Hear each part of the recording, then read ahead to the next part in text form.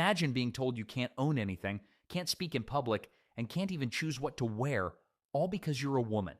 Welcome to medieval Europe, where men made all the rules, broke most of them themselves, and still somehow thought they were the sensible ones. Spoiler alert, they weren't. Speaking of these power-hungry medieval men, medieval Europe wasn't just a boys' club, it was the original no girls allowed treehouse, except the treehouse was every castle, church, and position of power across an entire continent. While modern workplace discrimination might get you a strongly worded email from HR, medieval discrimination was literally written into law, enforced by armies, and blessed by the Pope himself. Let's talk about kings first. These guys wore fancy crowns, sat on thrones made of actual swords, and had absolute power over everyone's lives. Not a single queen ruled in her own right in medieval England until Mary the Fuppus in 1553. And even then, people acted like the world was ending because a woman dared to sit on the throne. Many of these kings could barely read, while their wives and sisters often spoke multiple languages and managed entire royal households. But heaven forbid they touch the crown. It's like having a CEO who can't use email while the entire office is run by their assistant who speaks 5 languages and has 3 degrees.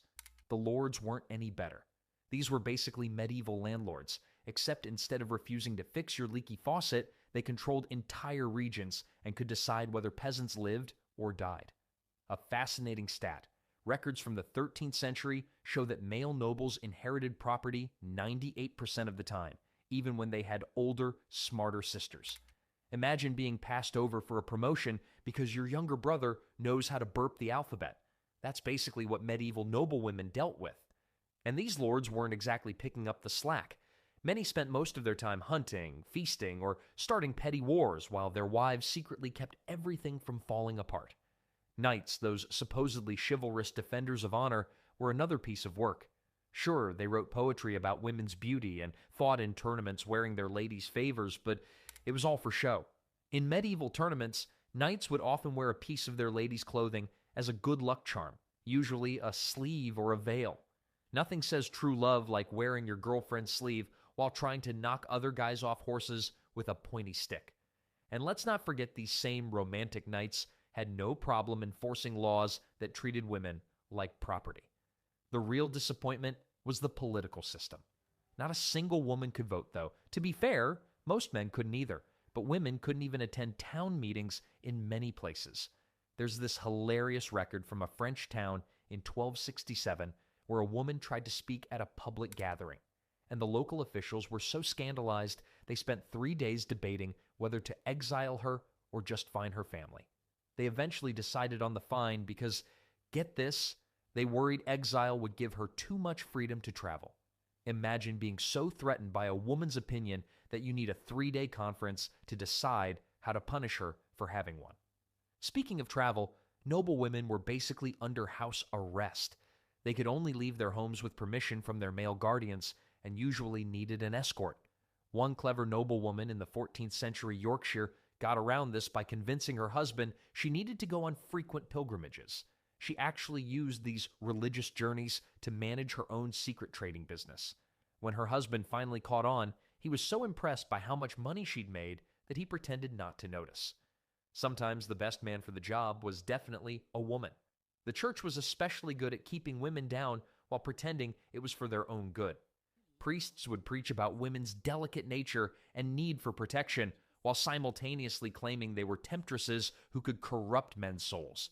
Talk about mixed messages. It's like telling someone they're too weak to open a jar, but strong enough to apparently destroy civilization with their feminine wiles. These religious leaders would spend hours writing detailed rules about what women couldn't do, which makes you wonder if they had any actual hobbies. But the crazy part is, despite all these restrictions, some medieval women managed to gain serious power. They just had to be sneaky about it. Eleanor of Aquitaine practically ran England while her son, Richard the Lionheart, was off crusading, but officially she was just managing things until he got back. Christine de Pizan became one of medieval Europe's most famous writers by cleverly packaging her criticism of misogyny as advice for nobles, and Joan of Arc led armies by claiming God told her to do it, because apparently the only way men would take orders from a woman was if they thought the command came from heaven. For the average nobleman, the perfect wife was basically a medieval Stepford wife, beautiful, quiet, and completely obedient. But here's a fun fact. Medieval records show that the most successful noble families were often those where husbands actually listened to their wives' advice. Turns out, ignoring half your population's brain power isn't great for problem solving. Who knew? Speaking of decisions, you wouldn't believe how creative medieval legal systems got when it came to keeping women in their place. The rules were so twisted, they'd make a pretzel jealous. The legal system of medieval Europe should have been called rules for men, suggestions for when men feel like following them. You know how people say justice is blind? Well, medieval justice wasn't just blind, it was deaf, dumb, and definitely biased against anyone wearing a dress. If Lady Justice had been real back then, she probably would have peeked under her blindfold just to make sure she was ruling against the woman. Here's a real case from 1342 England. A woman named Agnes brought her husband to court for stealing her inheritance. The judge's response? He fined her for wasting the court's time because, according to him, a wife's property automatically belonged to her husband anyway. It's like complaining that someone stole your wallet only to be told that your wallet naturally belongs to the thief. Makes total sense, right? The court records show Agnes had to pay a fine of 40 shillings, about 6 months' wages for a skilled worker, for daring to question her husband's right to take everything she owned. The courts had this amazing talent for turning logic into a pretzel. Women couldn't testify in major court cases because they were considered unreliable witnesses. Yet somehow they were reliable enough to be punished for crimes. One poor woman in France was fined for giving false testimony before she even opened her mouth. The judge just assumed she would lie because, well, she was a woman. Talk about a rigged system. The only time women's testimony was fully trusted was when they were confessing to crimes. Funny how that worked. Legal records from the 1300s show some truly bizarre double standards. A man who beat his wife would get a stern talking to, maybe, while a woman who raised her voice to her husband could be put in the stocks.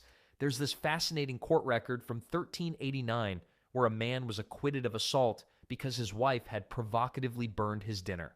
The judge's written opinion basically said, what else was he supposed to do? I don't know, maybe cook his own dinner. The same court fined a woman a week's wages for excessively sighing during her husband's lengthy explanation of why he needed more spending money. Marriage laws were particularly horrible. Once married, a woman legally ceased to exist as her own person. Everything she owned, earned, or inherited automatically belonged to her husband. There's this incredible case from 1356 where a merchant's widow tried to claim her own shop after his death. The court told her that since the business had been in her name during the marriage, it legally belonged to her husband's family, even though she'd run it alone for 20 years while he was off finding himself on various pilgrimages. She lost her entire livelihood because medieval law couldn't grasp the concept that women might actually be good at running businesses. But wait, it gets better. Women could be convicted of crimes, but they couldn't defend themselves in court. They needed a male relative to speak for them, because obviously a woman couldn't possibly explain her own actions better than some uncle who wasn't even there. Records show that in one town, a woman was accused of stealing bread. Her defense was that she'd actually bought it and had witnesses to prove it. But since her husband was away and her brother was too busy to come to court, she was found guilty by default. The fine? Working in the accuser's bakery for free for 6 months, medieval justice at its finest.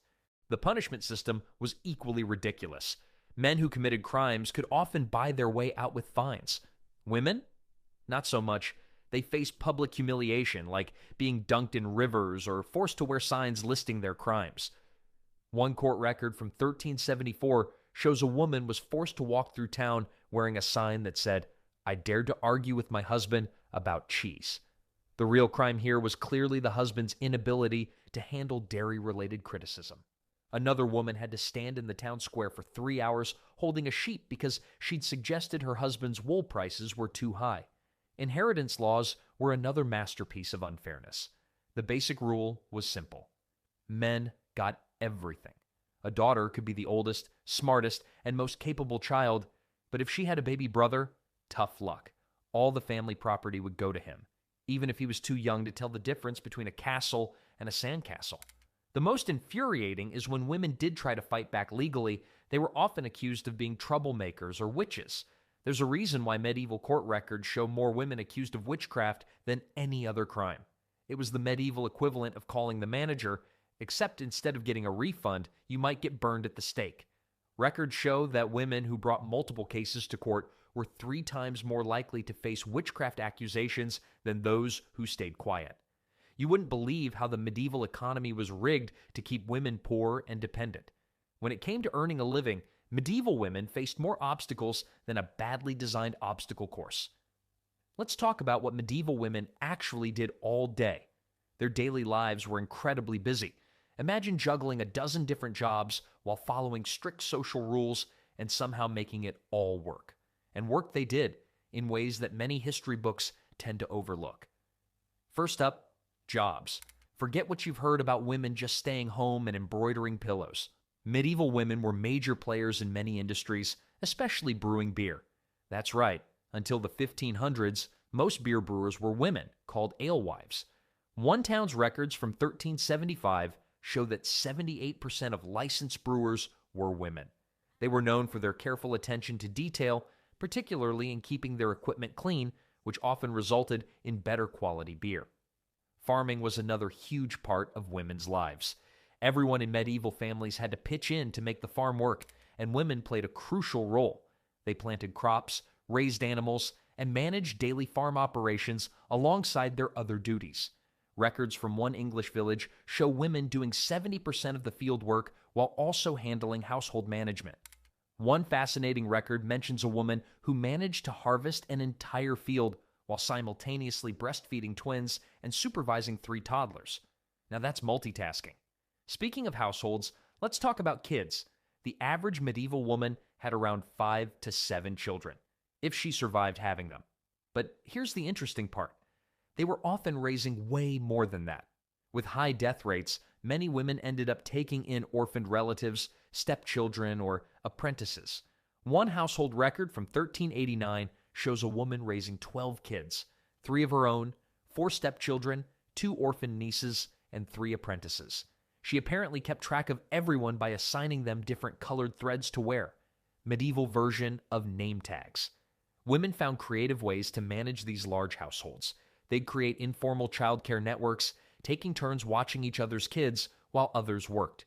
One village actually had a system where women would rotate baby feeding duties, medieval daycare complete with built-in lunch service. They even developed a complex schedule system using notches on sticks since most couldn't write, prehistoric project management at its finest. Their career options were surprisingly varied. Women ran markets, worked as healers, and even participated in construction. Yes, construction. Records show women working as carpenters, plasterers, and even helping build cathedrals. One woman in York became so renowned for her stonework that she trained several apprentices, both male and female, in her techniques. The textile industry was another area where women excelled. Spinning, weaving, and making clothes were serious business ventures, not just household chores. A skilled spinner could earn enough to support her family, and many women became successful cloth merchants. The intricacy of the work required patience and skill, and many women passed these specialized techniques down through generations. Perhaps the most impressive aspect was how women created their own economic networks.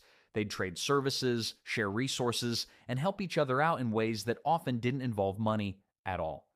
Need childcare? Trade some eggs. Want someone to teach your daughter to read? Exchange some wool.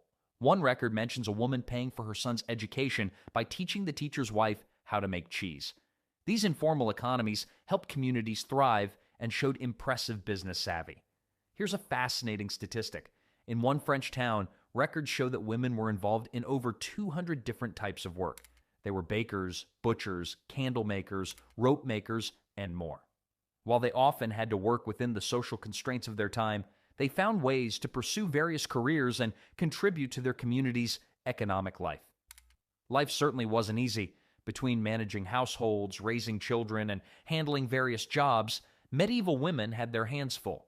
But they created strong support networks and developed efficient systems to get everything done. Church gatherings, for instance, became opportunities to exchange news, share tips, and arrange trades, combining social, spiritual, and practical needs in one setting. The day-to-day reality for medieval women was complex. While they faced many restrictions, they also found ways to be productive members of society and often gained respect in their communities through their skills and hard work. Records show numerous cases of women being praised for their business acumen, healing abilities, or craft skills. Medieval women developed a remarkable set of skills out of necessity. Many could brew beer, deliver babies, manage farms, run businesses, and raise large families, sometimes all at once. They were experts at finding practical solutions to daily challenges and making the most of their opportunities. And that's really what defined medieval women's lives: practicality, resourcefulness, and the ability to make things work despite challenges. For every illuminated manuscript showing a woman in quiet contemplation, there were countless others out there actively participating in medieval economic and social life, finding ways to thrive within the structure of their society. These women weren't just surviving, they were often the backbone of medieval communities, contributing their skills, knowledge, and labor to keep society running smoothly. But the economy wasn't really in their favor. The economy was like a rigged game of Monopoly where women weren't even allowed to roll the dice. Want to start a business? Sorry, you need a man's permission. Want to keep your earnings? Nope, that belongs to your husband now. Want to inherit property? Better hope you've got a time machine to take you to the 21st century. The whole system was designed to keep women's purses as empty as a medieval lord's promises. Let's break down the numbers, because they're wild. Records from a 1378 English town show that women were paid exactly half what men earned for identical work. Half. And this wasn't some unwritten rule. It was actually written into guild regulations. One document literally states, "A woman's work, being naturally inferior, shall be compensated at half the rate of a man's." The only exception, if the woman could prove she was better at the job than any available man. The catch? She had to prove it to a panel of men who'd lose money if they admitted she was better. Talk about a conflict of interest. It's like asking turkeys to vote for Thanksgiving. The tax system was another masterpiece of medieval unfairness. Women-owned businesses were taxed at higher rates because, get this, they were considered unusual and therefore suspicious. A female baker in York had to pay 3 times the tax of her male competitor, even though her bread won every local competition. Her response? She started selling her bread through her 10-year-old son. Suddenly, the tax dropped to normal rates because apparently a child was more trustworthy than a skilled adult woman. The tax records actually list her business as John's Bread, even though little John could barely reach the oven. Guild regulations were particularly creative in keeping women down. Most guilds flat out banned women from joining. The few that allowed them had special female member rules. The Weavers' Guild of Paris required women to prove they could weave blindfolded while reciting the Lord's Prayer backward, a test they definitely didn't make men take. One clever woman actually managed it, so they added, "while standing on one foot," to the requirements. Another guild required women to prove they had no living male relatives within 100 miles who could do the job instead. Medieval workplace discrimination was nothing if not thorough. The property game was even worse. Women technically could own land, but good luck keeping it. Records from 1365 show a woman inherited a farm from her aunt, only to have the local lord declare it improper for a woman to own so much land. His solution? He'd help manage it for her. And by help, he meant take all the profits while leaving her with all the work. It's like having a business partner who takes your money but makes you do their taxes. She ended up having to marry her farmhand just to keep a small portion of her own property. Banking was another joy. Women couldn't take out loans without a male guarantor, but they were fully responsible for their husband's debts. One poor woman in 1392 had to pay off her husband's gambling debts by selling her prized cow collection. Yes, medieval people collected cows. They were like the Beanie Babies of their time. When she finally paid everything off, her husband celebrated by taking out another loan. The court records show she eventually solved this problem by telling every moneylender in town that her husband was actually her mentally confused uncle. Medieval problems require medieval solutions. The workplace itself was a maze of restrictions. Women couldn't work after sunset because it was improper. They couldn't work too close to men because it was distracting. They couldn't earn too much because it would upset the natural order. One successful female merchant in Florence had to pretend all her business decisions came from her cat. because apparently a cat was more credible than a woman. The best part? The cat signed documents with its paw print and nobody questioned it. The cat, by the way, had a better credit rating than most men in the city. Despite all these restrictions, some medieval records show women running successful underground businesses. They created secret trading networks, used code names, and sometimes disguised themselves as men. One group of female traders in Venice used a complicated system involving laundry on clotheslines to signal market prices to each other. When the authorities finally caught on, they couldn't do anything about it because technically there was no law against suspicious laundry arrangements. One official reportedly complained, "They're turning honest washing into dishonest commerce."